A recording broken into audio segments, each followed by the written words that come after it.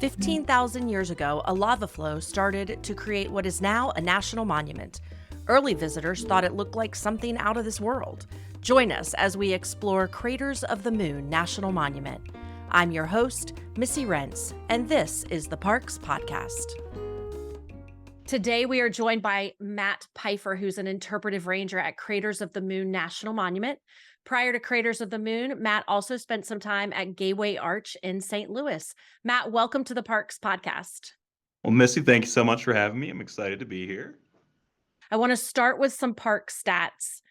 It's All right. located in Arco, Idaho.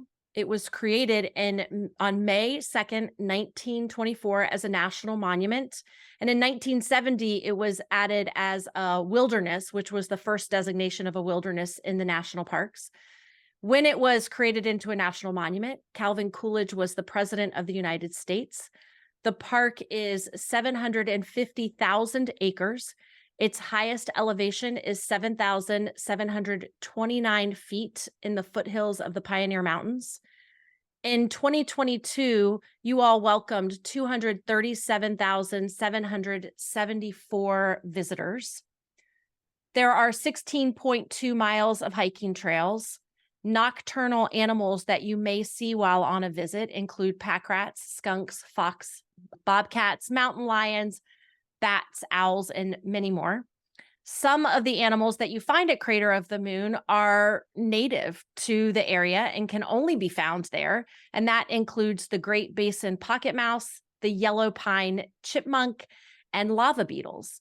There are 750 different types of plants. And in 2017, you were designated as an international dark sky.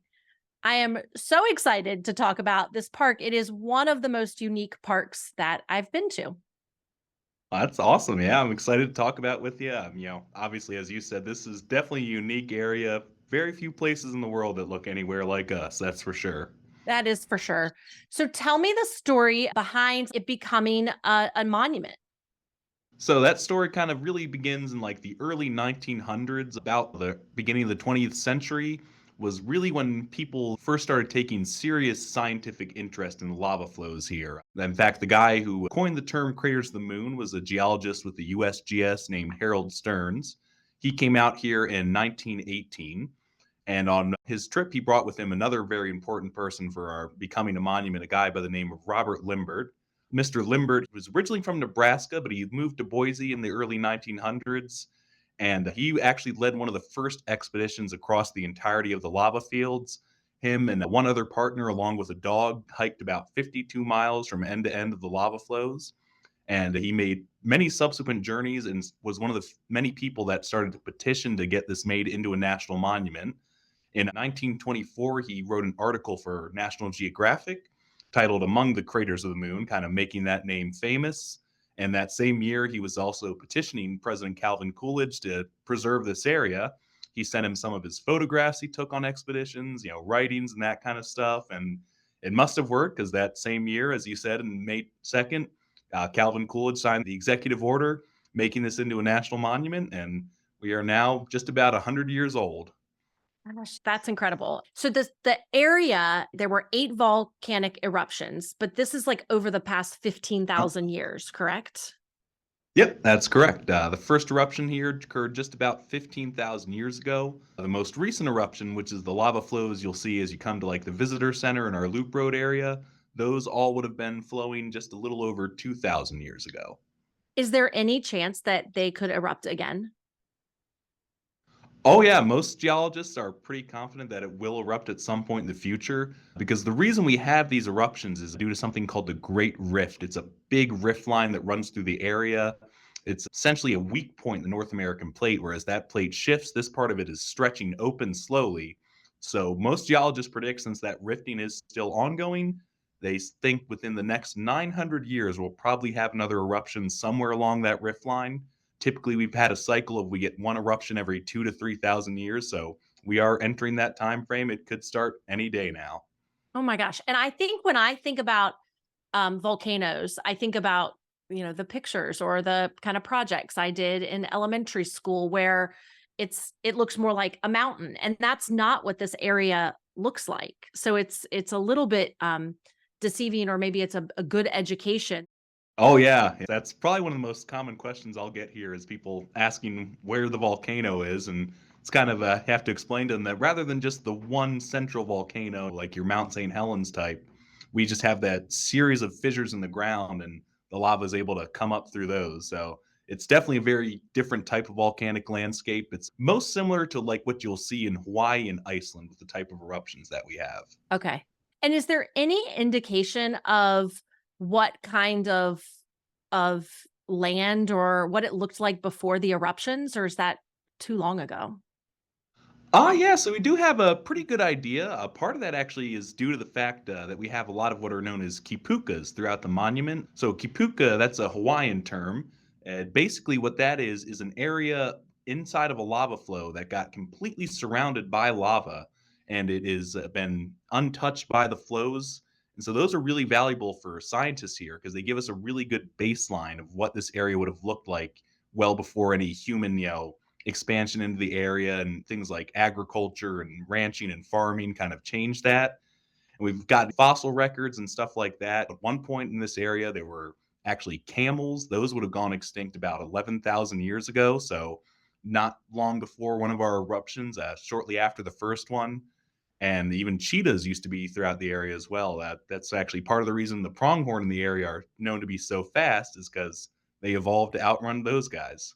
And are there displays with what you found, how it was preserved?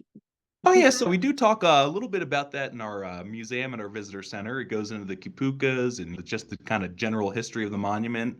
We don't have a whole lot specifically on them yet as far as displays go, but that is something that our resource management crew does a lot of work out on those. So we're continuing to get more information from them every year. And talking about now, there's extreme conditions there. It's gets very, Oh, very hot. yes. It gets very, very cold. Oh, How yeah. do plants and animals survive such extremes? So most of the plant and animal species we have here are ones that are basically just adapted to that kind of stuff. Like for example, one of our most common flowers you see here is known as dwarf buckwheat. And a very common question we get is if they've been planted because they tend to so evenly space out that it looks like they were intentionally planted. But the reason for that is they have a very wide root system that's designed to maximize the amount of water they can soak up. So that you get stuff like that, and a lot of our animals, they actually will make use of the lava itself because the lava here, all the rock has a lot of gas bubbles left over from when it was still molten, making it a wonderful natural insulator. So we actually have pica here, which are kind of uncommon to see in this sort of elevation. It's usually only way high up in the mountains because the pica, who are a member of the rabbit family, they're very sensitive to high temperatures. Something as low as like 72 degrees can actually kill a pica from heat exhaustion. But that lava here is such a great insulator, they're able to survive where they normally wouldn't. It gets way hotter than that there. Absolutely. Yeah, so Um, it's pretty wild. it is interesting as you're hiking and walking around, and there aren't a ton of trails, but the trails are beautiful, and you get to experience fairly different environments while you're out there. But you do feel like you're on the moon. It feels like a different world, and it's very remote. Oh, There yes. are there ever any, like, movies or stuff filmed out there? I know there have been a couple movies filmed out here. I can't ever seem to remember what the name of them. Yeah. There's been a few sci-fi films I know. There was one filmed out here in the 1960s. And in the early 2000s, some pop star who I can never remember her name, but someone fairly famous, filmed a music video out here at the lava flows as well. That's so cool. I know one of the things that intrigued me as I was doing my research is how NASA used craters of the moon in preparation for their Apollo 14. Yes, it's a pretty fascinating story, but yeah. Now, do you know what the objective was, or maybe you could tell us that story of why they Oh came, yeah, yeah. what was important? Yeah, absolutely. Yes. So the Apollo 14 astronauts came out here in 1969. There was four members of the crew. I believe it was Alan Shepard, Joe Engle, Eugene Cernan, and I'm blanking on the name of the fourth astronaut. But they came out here basically to kind of get like a crash course in geology, more or less. Because, part of the mission when they went to the moon was they wanted to bring back moon rocks to be studied by scientists on Earth. And, with space travel, because they have such strict weight limits, you can only bring back so many samples. So, pretty much what they were doing here is they were getting taught by park geologists how to different rock samples that would be more valuable for study to bring back from the moon. And was there ever kind of a debrief, and did they say that it was very similar to the surface of the moon? So we've discovered since that it was named because it was named back in the 1900s that it's not all that similar to the moon geologically speaking, but they came back here in 1999, and I think it was Alan Shepard was one of the astronauts that returned, and he basically in his return he said more or less that it was a really unique and valuable experience for them, and NASA has actually continued coming out here in years since. They've done a few more training missions since that one as well. It sounds like you guys do a lot on different conservation efforts and research efforts.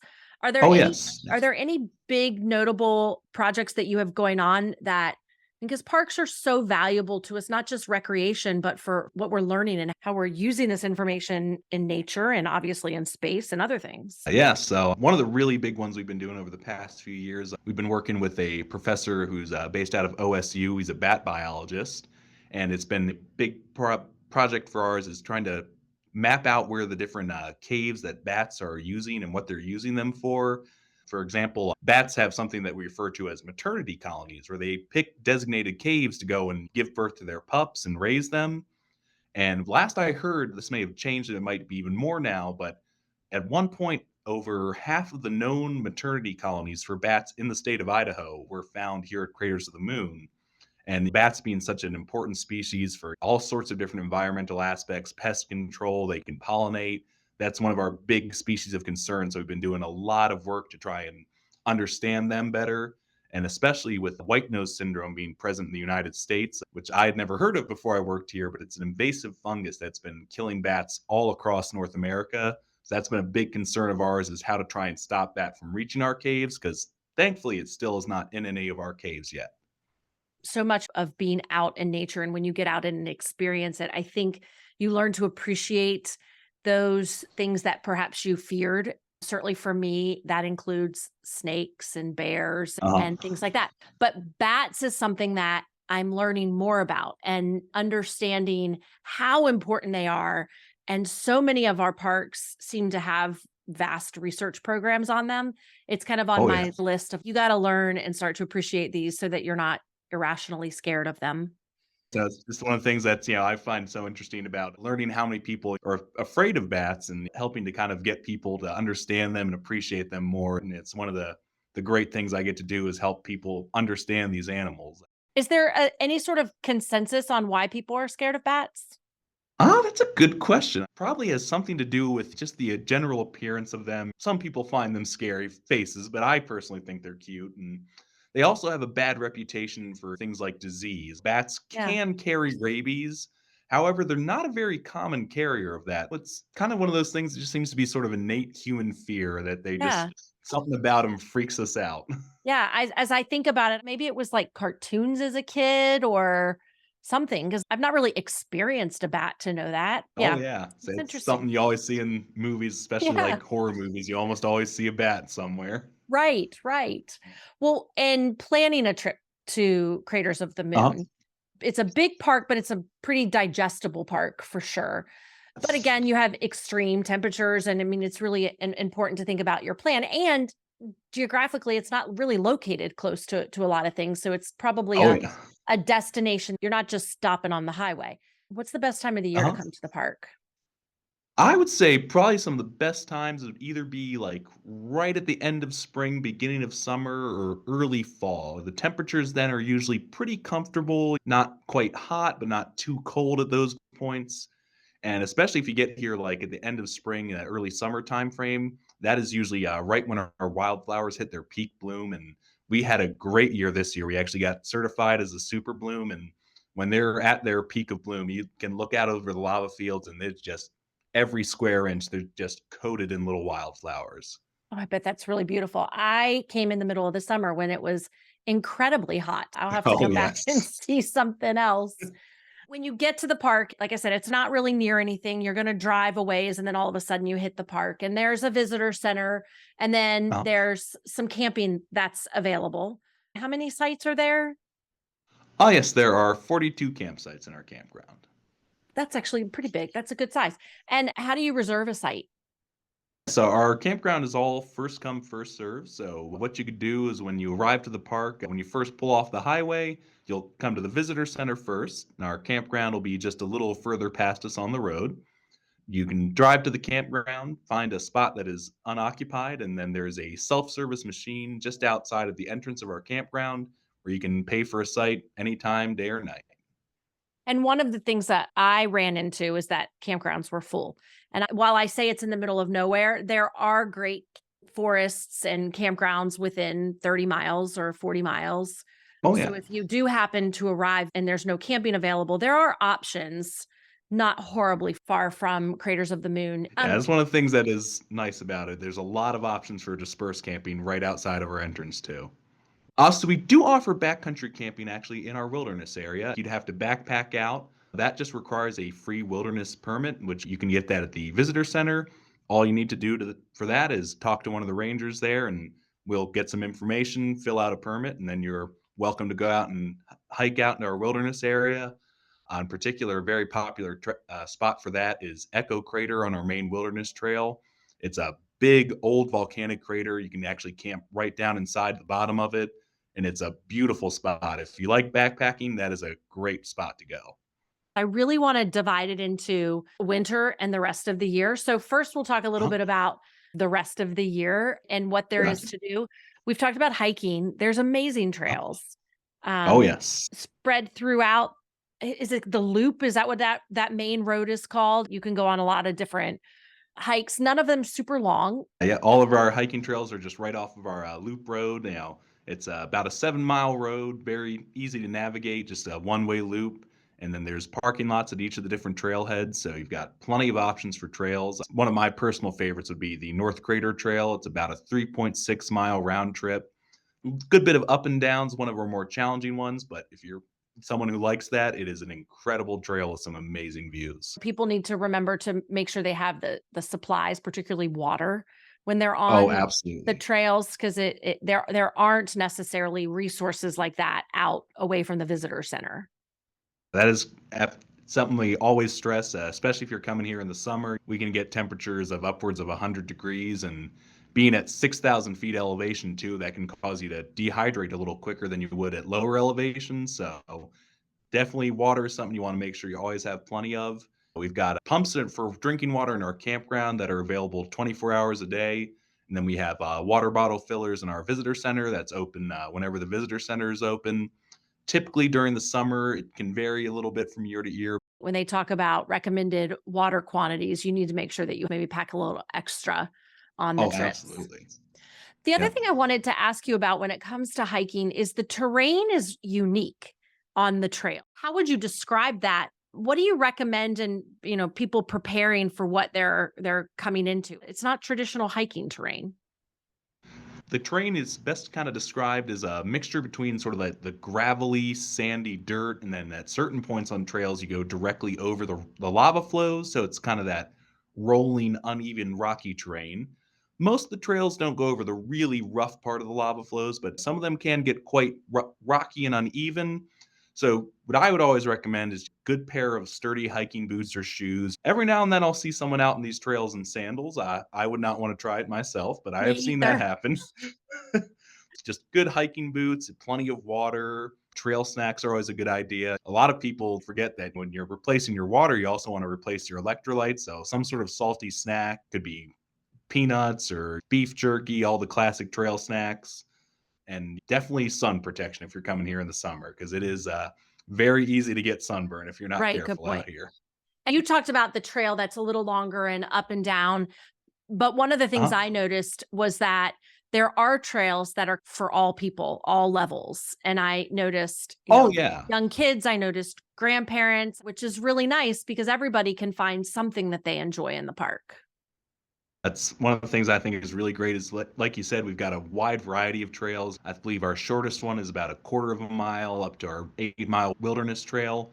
And the majority of our trails, as far as the terrain goes, isn't too challenging. North Crater definitely be the most as far as like elevation, but overall they tend to be fairly flat for the most part. So usually people of even lesser hiking skill or lesser experience can handle the majority of our trails without too much issue.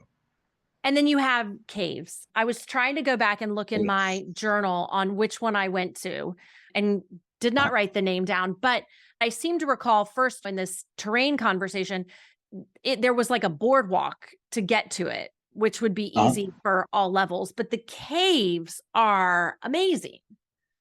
Yeah, those caves are definitely some of our most popular attractions right now. They've always been a big draw for people. We have two lava tube caves that are open to the public. We've had more in the past, but we've shut some of them down for bat roosts.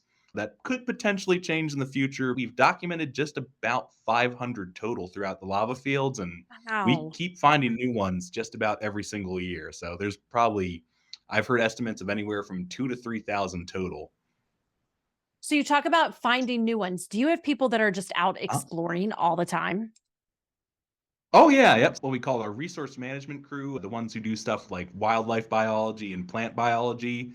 They go all over the monument, not just in like the loop road area, out into like the back country, down the dirt roads. And yeah, it's pretty common that they'll be out there doing a survey, spraying for invasive plants, whatever they're working, and they just happen to stumble across a new cave. And usually whoever the ranger was that found it gets to name it too.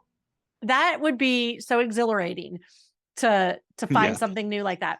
Okay, and the tubes, I wanna Uh-huh. just find a way to describe to people what they're experiencing. You walk out this boardwalk, and at least the one I remember Uh-huh. going to, then suddenly you get to this hole in the ground.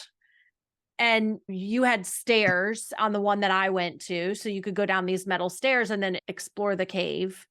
Is that accurate for all of them? Oh, yeah, pretty much. So the one you went to would have been Indian Tunnel. That's the only one that has a staircase down into it. Okay. But yeah, they're all right off of our same trail. We just call it our Caves Trail. It's a paved walkway out to them that goes out over the lava flows. Kind of like you described, you'll come to the entrance where it's just more or less a hole in the ground. Basically, that's just the leftovers of an old collapse from many, many years ago. Indian Tunnel is definitely our most famous cave. That's our biggest one. It's about 800 feet from end to end. It's a pretty sizable lava tube. It's about 40, 50-foot high ceilings, just massive wide open chambers. It has some kind of roof collapses throughout that provide natural skylights. So it's a really, really impressive cave. You can see a lot of the classic features of a lava tube.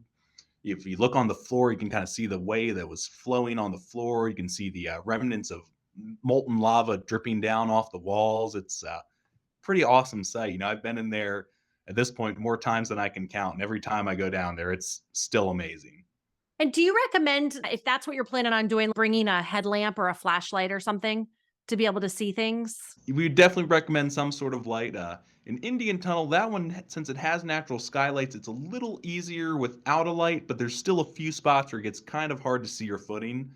But for the other caves, you would definitely want a light to go inside because they'll be pretty dark once you're down in them. Yeah, to see the little intricacies you're talking about. Sometimes it's nice just to have a little assistance. And I think if you're someone who has some mobility issues, it's still wonderful to walk out the boardwalk and you can, at least in the one I went in, that Indian tunnel, it's a massive hole that you can see down. So you can get an idea of what it looks like, even if you have any sort of trepidation about going actually into the cave. I'd absolutely agree with you there. Like that trail, even without going inside the caves, is a really cool one because you're directly over the heart of a lava flow. Even just looking down into them is pretty impressive, or just seeing that the unique landscape out there. It's probably one of the most well preserved sections of lava down by our caves there. It's really cool. Okay, what I am astonished by is the research that I've done on the winters in Craters of the Moon. Between snow camping and skiing. I can't imagine. I was so excited when I was reading this. So maybe we could get into a little bit about what is snow camping? So for snow camping, that's done in our lava flow campground. That is technically open all year. When we get enough snow, what we do is we no longer charge for a site, but you just kind of have to walk in and you can camp in a campsite. A lot of people, they have their special gear for wintertime camping, the waterproof stuff and the extra insulated. You can come out and camp here any time of the year if you want to. And then you guys do some skiing on the loop road? Once we get enough snow in the wintertime, it kind of varies from year to year, but it's usually sometime around November, December that happens. But we groom the loop road, and that becomes a skiing and snowshoeing trail. That would be so much fun. And then is everything else still open in the park? So the caves are one of the things we do close in the wintertime just because those can get pretty much filled up with ice and snow and be very treacherous. The trails, you can still go out on them, snowshoeing or skiing. We don't clear them, so it's not going to be as simple. You can't really just walk them. But the park is open pretty much year round. Usually in the early winter time, and it kind of varies from year to year. We'll temporarily close the visitor center for things like seasonal maintenance, but Okay. you can come out any time of the year and enjoy the park. Okay. And let's talk a little bit about our four-legged friends in the park. Are they welcome in Craters of the Moon? Ah, yes. We don't allow dogs on any of the hiking trails, unfortunately, but they are allowed pretty much everywhere else in the monument, around the campground, picnic areas, parking lots. But on the trails, we don't allow them for kind of two main reasons.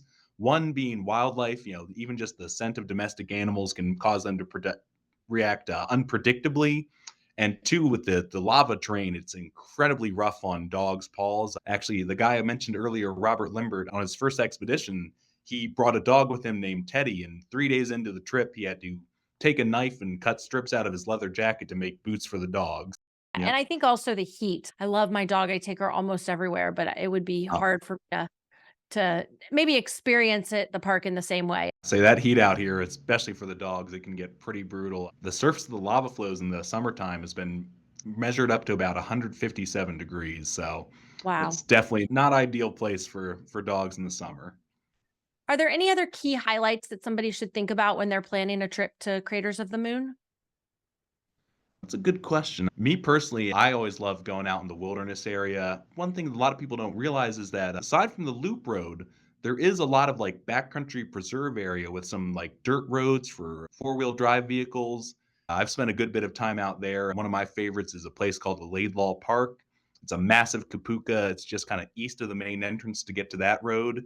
And you can kind of get away from the crowds and see a different side of the monument, but it's something you definitely want to make sure you have a vehicle with good clearance and four-wheel drive, and definitely bring a spare tire. I actually shredded one on my truck out there last year, so Oh I can gosh, tell you it can get rough out in the backcountry sometimes, but if you're the adventurous type, it's something that is really cool. that's neat. Okay. So when we wrap up every episode, I do a speed round of Oh, questions. The idea, Matt, is just to answer with what oh, first comes to mind. sounds good. What is your earliest park memory? My earliest park memory, I think that would be as a kid going to Fort McHenry in Baltimore. I grew up in Maryland, not far outside of the Baltimore area. So that was a field trip I think I first took in, I want to say, second grade, and was one of my first memories I have with the National Park Service. And, it's always something I was very fond of. I actually majored in history in college. So I've always been a big lover of that stuff. And then aside from that, I also remember spending a lot of time in Catoctin Mountains National Park out in Maryland. That was a beautiful park out there. What made you love the parks? I mean, I've always had an interest in the outdoors, but I think when I really started to realize just how much I love the National Park Service and the national parks was probably after my first year here at Craters. I was working a summer seasonal job that year and went back home to Maryland over the winter. And on my way back, I had no time frame, so I'd stopped at as many different national parks and monuments as I could, and just getting that experience is kind of made me realize, like, okay, yeah, I was already really loving working for the national parks, but now I can't imagine myself doing anything else. What is your favorite thing about Craters of the Moon? My favorite thing, that's a tough one. One of the things I really love is on some of the cinders here, which are the small droplets of lava that get initially sprayed out when it first starts erupting. Because of the way they cool, they have this glass that forms on the outside of them. And when you hit them on the right light, it gives it this beautiful, like metallic rainbow color to the surface of these cinders. It's an incredible sight, especially if you go to Inferno Cone. It just the right time of day and you're walking up the hill there, the entire pathway is just shining with those cinders. What is your favorite thing to do at Craters of the Moon? Favorite thing to do? I would say probably camping out in the wilderness area. I've gone out there, I think, 3 separate times now, and every time I've been out backpacking out in, our wilderness area, I've been the only person out there. Not a lot of people realize that's an option here, and it's just an incredible experience, camping out in the middle of an old volcanic crater and looking up at the stars, watching the bats and nighthawks fly overhead. It is something I have greatly enjoyed, and I think I will definitely be back out to Echo Crater sometime soon. What park have you yet to visit but is on your bucket list and why? Ooh, that's a quite a few actually, but one that's really been on the top of my mind has been Zion National Park. That's one I have not yet gotten to, and I can't remember how I first heard about it, but I remember I was probably about maybe 13 or 14 when I first heard about that park, and ever since I've learned about it and seen pictures of it, it's been one that's been very high on my list, and I'm thinking that might be able to get down there sometime this year, not too far from where I am. What are Oh, 3 must-haves you pack for a park visit? 3 must-haves, so always bring, some sort of good, sun hat. I've, got a pretty pale complexion, so the sun does not go well with me. Lots of good solid water bottle. I've got a nice, one of those metal ones. I think it holds like 36 ounces. Always wanna have lots of water. And then another thing I always try and have with me is a pair of binoculars, in case you get a view of an animal sighting, you can get a good view and still stay safe. What is your favorite campfire activity? Ooh, that's another good one. I've really been in the past few years. I bought myself a harmonica, and I've been trying to teach myself how to play. And it's one of my favorite things when I'm out doing a solo camp around the campfire is just playing that as I fall asleep for the night. Tent, camper, or cabin? I've always been a tent man myself. I just, something about being outside in a tent. I would I would like to maybe get a camper one day, but I just I'm sort of a traditionalist when it comes to camping. I've got a few different tents, my backpacking and car camping, and they've been serving me very well over these years. Hiking with or without trekking poles? Usually I go without, but it kind of just depends. If I know it's going to be a particularly rough hike, especially with a lot of elevation gain, I'll tend to bring them along just in case. What is your favorite trail snack? Ooh, favorite trail snack? That's a tough one.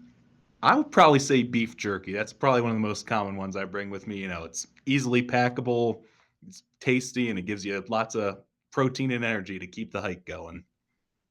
What is your favorite animal sighting? Hmm.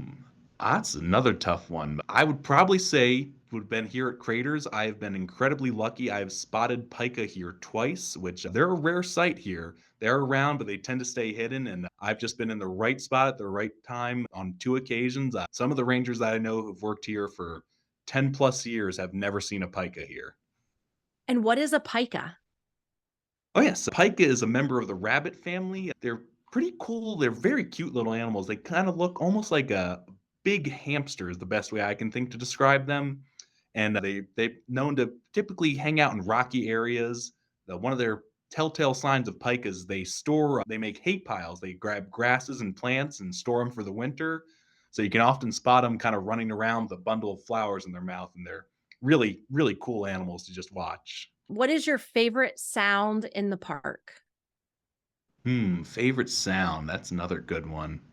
I always really liked, especially in the springtime, right around sunrise, when I'm camping out, all the birds start chirping, the wind's going. It's just a very, very peaceful, very relaxing sound.